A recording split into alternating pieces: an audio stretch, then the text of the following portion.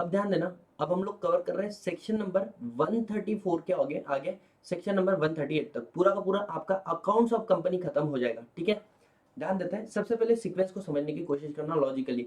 सबसे पहले क्या होता है, हमारी कंपनी के books of account through out the year बनते रहते हैं, राइट। और फाइनेंशियल स्टेटमेंट में profit and loss account, income and expenditure statement, ये भी थ्रू आउट द ईयर बनते हैं। लेकिन जो बैलेंस शीट बनती है वो कब बनती है, at the last day of the year. ठीक है, अब ये तो आप लोगों ने बनाया बराबर, ये आपको मेंटेन करना है, ये आपको प्रिपेयर करना है एज पर सेक्शन 128 और 129 हम लोगों ने देख लिया। अब क्वेश्चन ये आता है कि सर ये जो हमने बनाया है, हमने बनाना कैसे चाहिए, तो ये आपने बनाना चाहिए एज पर अकाउंटिंग स्टैंडर्ड बराबर। जो कहाँ पे किसके पास पावर है बनाने की, सेंट्रल गवर्नमेंट। अब सेंट्रल गवर्नमेंट अकाउंटिंग स्टैंडर्ड लाती है, उसके पहले किससे बात करती है, नफरा से कंसल्टेशन लेती है। और रिकमेंडेशन कौन देता है अकाउंटिंग स्टैंडर्ड का, तो बोले institute of chartered accountant of India. तो सेक्शन 133 बोलता है कि अकाउंटिंग स्टैंडर्ड जो है वो अप्रूव कौन ला रहा है, सीजी। लेकिन इसके पहले कंसल्ट किससे कर रहे हो, नफरा से, एनएफआरएस से बराबर, अंडर सेक्शन 132।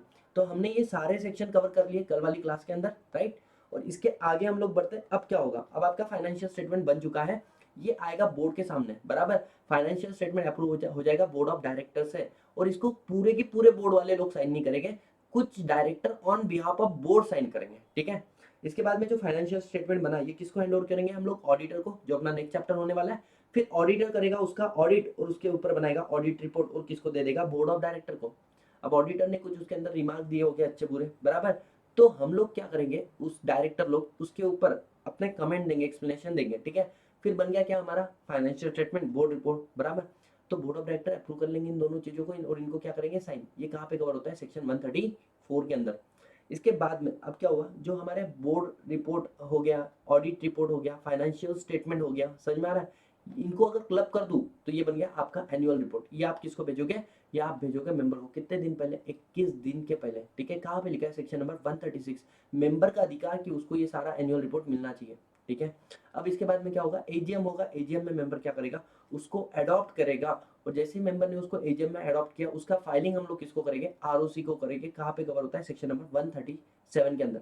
अब सीन क्या हो गया कि सर हमने आरओसी को तो फाइल कर दिया, भविष्य में कोई अथॉरिटी आके बोलती है इनकी फाइनेंशियल स्टेटमेंट में तो फ्रॉड था, अब तो रीओपनिंग रिकास्टिंग होगा, तो वो कवर होता है सेक्शन नंबर 130 के अंदर बराबर। लेकिन हमको लगता है हमने जो फाइनेंशियल स्टेटमेंट फाइल किया वो सही नहीं है, हमको लगता है हम लोगों ने जो बोर्ड रिपोर्ट फाइल किया वो सही नहीं है, और हमको उसको करना है चेंज। तो फिर अगर वॉलेंटरी कर रहे हो तो revision under of financial statement board report आता है under section 131। This is the entire view कि हमारा अकाउंट्स ऑफ कंपनी चैप्टर कैसा बना हुआ है, किस लॉजिक से इसको पढ़ना चाहिए। यहाँ तक आप लोगों को समझ में आया।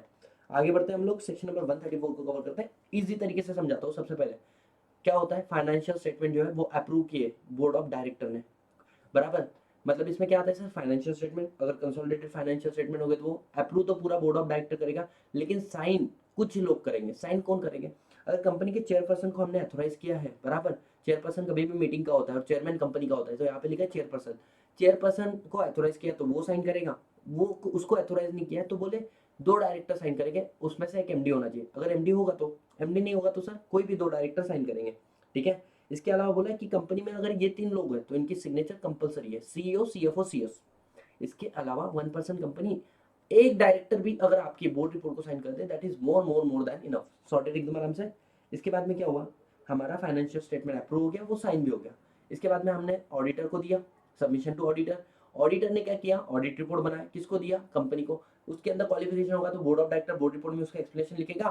फिर बोर्ड रिपोर्ट भी हम लोग क्या करेंगे, अप्रूव करेंगे। फिर क्वेश्चन आता है बोर्ड रिपोर्ट साइन कौन करेगा, तो बोले सीधी सी बात है, वो सीईओ, सीएफओ, सीएस को निकाल दो, है ना। तो कौन रह गया, चेयरपर्सन को अथोराइज किया तो वो करेगा, और या उसके अलावा दो डायरेक्टर करेंगे। ठीक है, ओपीसी के केस में सर एक ही करेगा क्या, जरूरी नहीं है। ओपीसी अगर आपकी कंपनी में सिर्फ एक डायरेक्टर है तो एक डायरेक्टर करेगा, लेकिन अगर आपकी कंपनी में एक से ज्यादा डायरेक्टर है तो कम से कम दो डायरेक्टर साइन करेंगे। ठीक है जी, ओपीसी में दो डायरेक्टर, मेंबर एक होना चाहिए, डायरेक्टर एक से ज्यादा हो सकता है। ठीक है, अब इसके बाद में क्या बोला है कि सर अब जहां पर कभी भी हम लोग भविष्य में हमारा फाइनेंशियल स्टेटमेंट देंगे, साथ ही साथ में आपको ऑडिटर रिपोर्ट भी अटैच करना पड़ेगा, क्योंकि उसके अलावा वो क्या है, वो अधूरा है। ठीक है, सो शिव जी हम पार्वती जी के बिना क्या है, आधे है, क्योंकि अर्धांगिनी बोलते हैं, वैसे ही हमारा फाइनेंशियल स्टेटमेंट विदाउट क्या होगा, ऑडिट रिपोर्ट अधूरा रह जाएगा। क्या ही टाइम पास कर रहे हो सर, अरे कुछ नहीं, जयराम जी की, है ना। आगे बढ़ते हैं हम लोग, इश्यू सर्कुलेट। अब कभी भी भविष्य में आप अपने फाइनेंशियल स्टेटमेंट को इश्यू करोगे, सर्कुलेट करोगे, पब्लिश करोगे बराबर, साथ ही साथ में एक काम करना, notes to account audit report, board report भी अटैच करना, वो भी इशू करना, वो भी सर्कुलेट करना, वो भी पब्लिश करना। सर अगर हमने किया कॉन्ट्रावेंशन कतई जहर, फिर कंपनी तुझे पेनल्टी लग सकती है 3 लाख की, ऑफिसर इन डिफॉल्ट आपको पेनल्टी लग सकती है 50,000 तक की। समझ में आ रहा है? यस और no? Yes. Content of board report last page पे हमने कवर किया है, याद नहीं करना है, लेकिन हाँ डायरेक्टर रिस्पॉन्सिबिलिटी स्टेटमेंट हम लोग याद कर सकते हैं, कोई बंदा ही नहीं है। तो डायरेक्टर रिस्पॉन्सिबिलिटी स्टेटमेंट क्या बोलता है? हमने अकाउंटिंग स्टैंडर्ड को फॉलो किया है। पहली बात तो क्या बोल दिया? हमने अकाउंटिंग स्टैंडर्ड को फॉलो किया है, और जहां पर फॉलो नहीं किया उसका एक्सप्लेनेशन दिया है। दूसरा, हमने अकाउंटिंग पॉलिसी को कंसिस्टेंटली अप्लाई किया है जब हम लोग क्या बना रहे थे, हमारा एनुअल अकाउंट बना रहे थे। समझ में आ रहा है? और जहाँ कहीं पे भी जजमेंट की बात आती है तो वहां पे हमने एक एस्टिमेट रीजनेबल जजमेंट दिया है। ठीक है, बहुत बढ़िया। नेक्स्ट पॉइंट आता है कि हमने प्रॉपर रिकॉर्ड मेंटेन किए सो दैट हमारे कंपनी में हम लोग प्रिवेंट कर पाए या डिटेक्ट कर ले क्या कोई फ्रॉड हो रहा होगा। तो नेक्स्ट बात क्या बोला है कि सर एनुअल अकाउंट जो हमने बनाया वो गोइंग कंसर्न बेसिस पे बनाई, जो अपना बेसिक प्रिंसिपल होता है ऑन गोइंग प्रिंसिपल अकाउंटिंग का, बराबर। और लास्ट में इंटरनल फाइनेंशियल कंट्रोल बहुत स्ट्रांग है, कड़क है, एकदम जबरदस्त है। ये बातें लिख के देंगे डायरेक्टर की, ये मेरा रिस्पॉन्सिबिलिटी है। इसके बाद में आते हैं सेक्शन नंबर 134, वैसे ही खत्म हो चुका है हम लोगों का, राइट। सेक्शन नंबर 134 के अंदर टोटल क्या था? कुछ भी नहीं, फाइनेंशियल स्टेटमेंट को अप्रूव करो, साइन करो, फिर बोर्ड रिपोर्ट को अप्रूव करो, साइन करो, खत्म। इसके आगे बढ़ते हैं हम लोग सेक्शन नंबर 136। ये क्या बोलता है? सुनो एकदम लॉजिकली। कंपनी, अब मेंबर का अधिकार है जो तुमने इतना साल भर का मेहनत किया वो उसको मिलना चाहिए, बराबर। क्या? Annual report. एनुअल रिपोर्ट में आता है cash financial statement, consolidated financial statement, board report, audit report. कितने दिन पहले मिलना है? बोले नोटिस 101 के अंदर 21 क्लियर डेज पहले आता था ना? बोले हाँ। इसके लिए हम 21 क्लियर डे नहीं बोले, 21 डेज के पहले आ जाना चाहिए। ओके, सेक्शन 8 कंपनी के केस में 14 दिन के पहले उनका एनुअल रिपोर्ट मिल जाना चाहिए। सर इससे कम समय में मिला तो चलेगा, शॉर्टर पीरियड, बिल्कुल। जो ईओजीएम का एक शॉर्टर पीरियड का था ना concept, company having share capital, majority member आपके एग्री कर जाए, जिसमें से जो मेजोरिटी एग्री की है उनके पास 95% वोटिंग पावर होना चाहिए, मतलब पेड शेयर कैपिटल होना चाहिए। और कंपनी अगर आपके पास शेयर कैपिटल ही नहीं है तो 95% टोटल वोटिंग पावर वाले लोग हाँ बोल दें तो आप शॉर्टर नोटिस पे भी एनुअल रिपोर्ट भेज सकते हो। ये हो गया एक नॉर्मल कंपनी का जिम्मेदारी। अब लिस्टेड कंपनी, तू इतना सारा डॉक्यूमेंट भेजेगी तो तेरे वांदे हो जाएंगे, इसलिए तू एक काम करना, सारे डॉक्यूमेंट एनुअल रिपोर्ट अवेलेबल कर देना अपने रजिस्टर ऑफिस के ऊपर 21 डेज पहले, कि आके तुम देख के जाओ। लेकिन सर इनको भेजेंगे क्या? इनको हम लोग भेजेंगे summary of financial statement, consolidated financial statement. अगर उनको ज्यादा इंटरेस्ट है तो आके इंस्पेक्ट करके जाओ।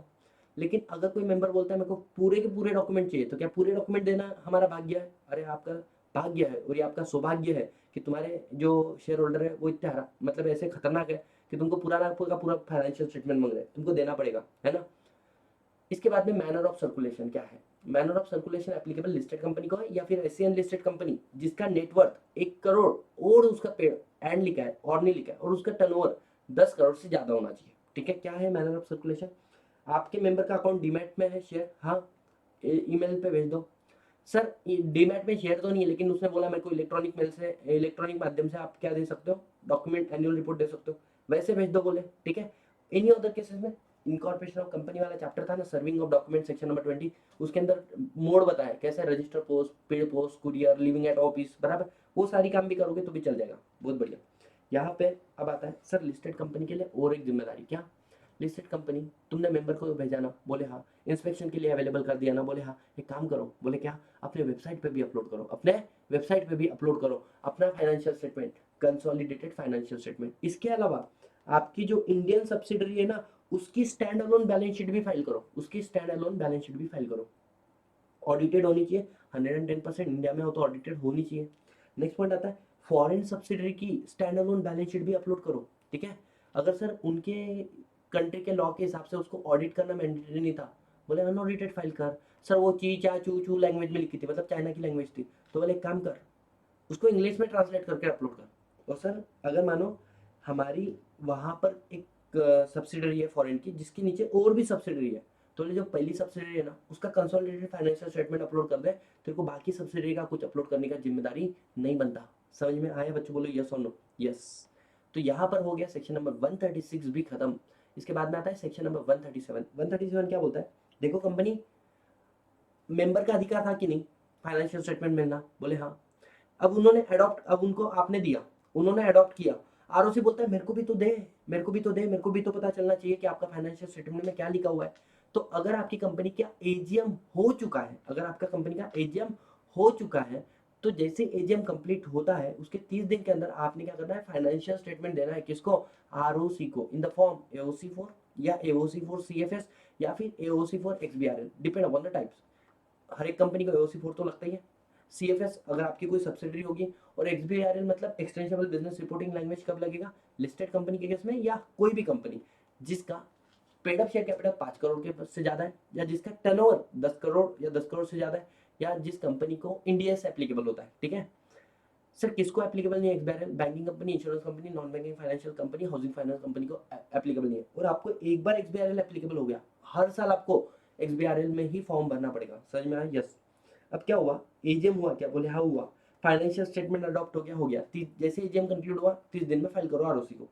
सर फाइनेंशियल स्टेटमेंट अडॉप्ट नहीं हुआ सर, एक काम करो, एजीएम आज हुआ, मीटिंग एडजन हुआ, फाइनेंशियल स्टेटमेंट अडॉप्ट नहीं हुआ क्योंकि एक आइटम बाकी था ना पास होना। आज provisional financial statement, unadopted financial statement file करते हैं in the name of provisional financial statement. ठीक है, अब नेक्स्ट मीटिंग में एडजन एजीएम में अडॉप्ट हो जाएगा, फाइनल हो जाएगा, बोले हाँ। उसके बाद में फाइनल उसके 30 दिन के अंदर final financial statement, adopted financial statement भी फाइल कर देना। चलेगा सर? अरे बिल्कुल चलेगा, कोई तकलीफ वाला काम नहीं है। और बच्चों यहाँ पर आता है लास्ट सेक्शन, इंटरनल ऑडिट। ये तो जो अभी भी हम लोग पढ़ रहे थे वो सारा एक्सटर्नल ऑडिट था। ठीक है, जो एक प्रैक्टिसिंग चार्टर्ड अकाउंटेंट कर सकता है, या फिर एक प्रैक्टिसिंग चार्टर्ड अकाउंटेंट की फर्म कर सकती है। लेकिन अगर कोई फर्म है जिसमें सीएस लोग इन्वॉल्व है, तो फिर ऐसी फर्म जिसके अंदर मेजोरिटी प्रैक्टिसिंग चार्टर्ड अकाउंटेंट है, बराबर, जो इंडिया के अंदर है, वो लोग कर सकते हैं। तो वो कंपलसरी एक चार्टर्ड अकाउंटेंट होना चाहिए जो प्रैक्टिस में होना चाहिए। अब आती बात इंटरनल ऑडिट, कंपनी के अंदर ऑडिट करना है, कौन कर सकता है? सीए भी कर सकता है, सीएस भी कर सकता है, सीएमए भी कर सकता है, एनी अदर प्रोफेशनल पर्सन कर सकता है। वो विद इन कंपनी का एम्प्लॉय होगा तो भी चलेगा, वो आउटसाइड एक्सटर्नल एजेंसी होगा, मतलब आउटसाइड एक्सपर्ट होगा, प्रोफेशनल होगा तो भी चलेगा, कोई तकलीफ वाला काम नहीं है। यहाँ पे लॉ मेकर ने एकदम छूट दे दी है, तुम डिसाइड करो किससे कराना है। फिर इसके अलावा इंटरनल ऑडिटर आप तो बन गए, कब एप्लीकेबल है? कब एप्लीकेबल है, मैंडेटरी कब है? तो बोले देखो, अगर आप एक पब्लिक कंपनी हो और आपका डिपॉजिट जो है वो कितना है, 25 करोड़ या उससे ज्यादा, आपका paid up share capital 50 crore, देखो 25 से हो गया 50, डबल, उससे ज्यादा आपकी कंपनी के अंदर borrowing from public financial institution bank के से एक्सीड हो रही है 100 करोड़, डबल उसके, या फिर आपकी कंपनी में टर्नओवर एक्सीड हो कर रहा है कितना, 200 करोड़, उससे ज्यादा, तो आपको कंपलसरी। अगर आप प्राइवेट कंपनी हो तो आपको डिपॉजिट और पेड अप शेयर कैपिटल नहीं देखना है, आपका बोरोइंग अगर कितना हो जाता है 100 करोड़ से ज्यादा, या फिर आपका क्या टर्नओवर ज्यादा हो जाता है 200 करोड़ से ज्यादा, तो आपको कंपलसरी इंटरनल ऑडिट कराना पड़ेगा। So here we are done guys, here we are done with entire account chapter, entire account chapter. यहाँ पर एक सेक्शन बच जाता है 135 जो बात करता है सीएसआर के बारे में। ठीक है जी, यस सर। अब 1 मिनट का आप लोग लो ब्रेक, मैं देख के आता हूँ मेरा दोस्त आया हुआ है क्या सीन है।